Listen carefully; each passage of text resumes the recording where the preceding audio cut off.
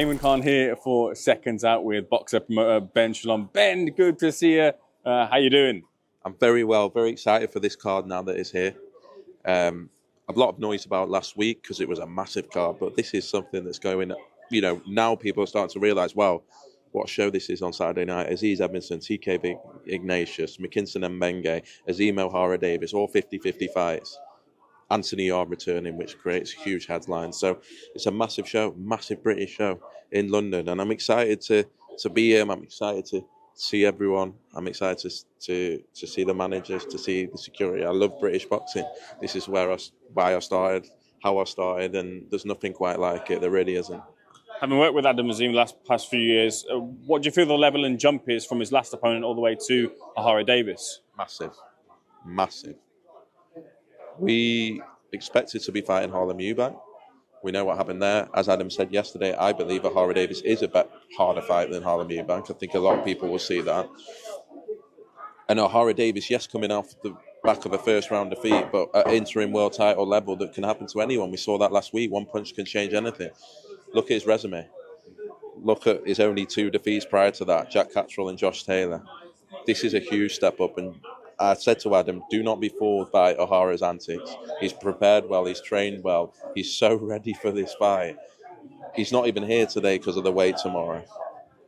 This is a huge fight for Ohara and for Adam Azim. There's a lot of jeopardy. Adam Azim, a 22-year-old man, stepping up hugely at the Copper Box, headlining on Sky Sports, deserves a huge amount of credit. But yeah, massive step up. And he's matured so much out the ring in the past year. Hopefully we can now see that translate inside the ring and we see a really mature performance on Saturday night. There's always been a good buzz whenever Yarde steps into the ring. Business picks up when Yarde is back in the ring. But what is the possibility for future fights? As far as we know, this is a one-fight deal with Yarde, and there's some background noise regarding Frank Warren and previous contracts. But does that preclude something happening in the future with Anthony? No, absolutely not. The reality was we couldn't offer the Buatsi fight at the time we offered it because Buatsi was fighting Willie Hutchinson. And you can't guarantee a fight before that. He's come through a very tough fight there and made it look easy. We then have Bivol Beterbiev where he's in line to fight the winner as the interim champion.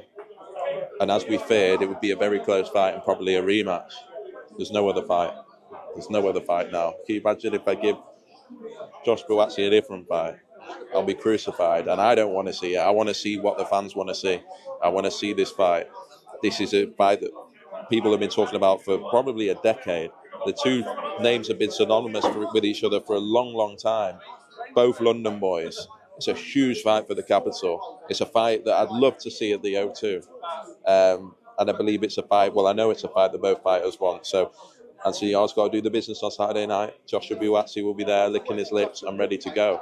But let's see what happens on Saturday. Is the UK the front runner for that fight? I believe so, just because we don't want to mess around in the sense like they both want activity. They both want to fight quickly. And that's what's driving the fight. Of course, we're open to anything.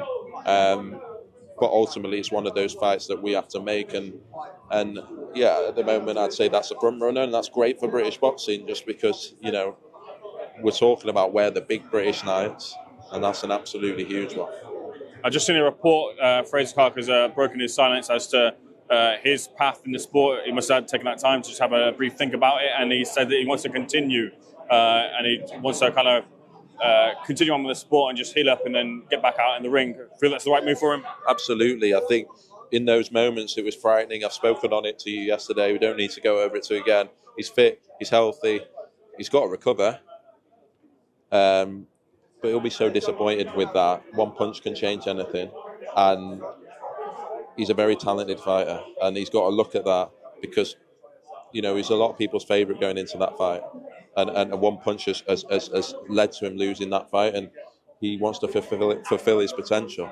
And again, losses don't define a fighter. We've seen it with Daniel Dubois. We've seen it with world champions. We've seen it with Anthony Joshua. This has to be the making of him. He's such a popular lad. I've never had so many messages for a fighter as I had Saturday night. I have to thank everyone on his behalf because the whole boxing community was concerned about Fraser Clarke and the cross promoters, cross this, everyone at that point, when things are that serious, comes together. He's an extremely popular lad. He's got everything going for him. He's a very talented fighter. he needs to get back on the saddle and go and fulfill his potential. What level do you match him at? I think British level. I think that's where he has to be. There's some big fights at British level, and let's get him back in the ring. From our previous conversation yesterday, you were having your kind of say as to the situation that was in front of you last weekend at Batavia Bibble, and you felt that you had a lot of blocks in your way. I just spoke to Johnny Nelson a moment ago, and he said that when you and Whitaker were at the launch press conference, you took the photo with each other, Eddie popping his head in the middle was a bit of a sneaky move. Did you see that as a bit of a threat, like Eddie taking that time to... I mean, it was a little bit cheeky from Eddie. I don't want to speak as to why he did that, but it seemed intentional, of course. But did you see that as a threat? Not a threat. It's just, to be honest, don't take that too seriously. It's a bit of a piss take. That's just what happens every day. It's not... I don't care about that. I think doing stuff like that doesn't bother me. I think it's flattering that our fighters are getting so much attention, and it's great that they are. But that level of shithousery, I don't care. Maybe other more extreme levels is where we care. But yeah, of course, you see everything. What assurances do you have that there wouldn't be anything further on any Riyadh season cards that you're with alongside Hearn and Warren, that things like that, from your point of view, those blocks won't happen in the future? Nothing. So you expect it to happen, to continue to happen? No, I think people know now. And because things have been caught on camera that perhaps wouldn't usually be behind closed doors, people are going to be looking out for it more. So hopefully it won't happen. What I have to say is, Riyadh season, Seller, His Excellency, they don't care about the politics. I'm so grateful to them and how they treat our team. They're fantastic to work with, and they just want to make the best fight. So with them involved, I don't think anyone has to worry. So you don't feel the need to put any further contractual assurances that your position that you want to be is there in pictures or whatever it is? It's not about that. We shouldn't have to contract that we get a ticket. We shouldn't have to contract that we're with our fighters. I've answered it. I almost want to move on because I just don't care anymore. Like I just don't care. The fact is, it's all smoke and mirrors. Everyone can see what's going on. I don't need to explain it. You know what I mean? I think it's so obvious to anyone.